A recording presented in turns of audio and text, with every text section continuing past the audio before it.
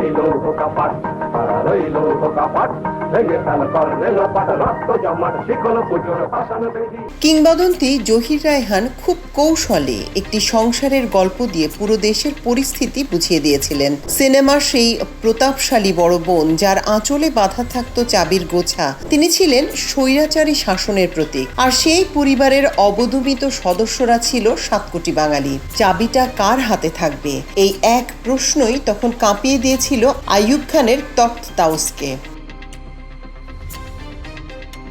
জানলে অবাক হবেন, এই সিনেমার শুটিং চলাকালীন জহির রায়হানকে বারবার হুমকি দেওয়া হয়েছিল, তবু তিনি পিছু হটেননি। প্রথমবার পর্দায় যখন আমার সোনার বাংলা গানটি বেজে উঠেছিল, তখন সিনেমা হলের অন্ধকারেই সাধারণ মানুষের চোখে জল চলে এসেছিল, কারণ তারা সিনেমার ভেতরে নিজেদের মুক্তিকে খুঁজে পেয়েছিলেন। সেই আবেগ, সেই দেশপ্রেম আজ আমাদের রূপকথার মতো মনে হতে পারে, কিন্তু সেদিন এটাই ছিল বাস্তবতা।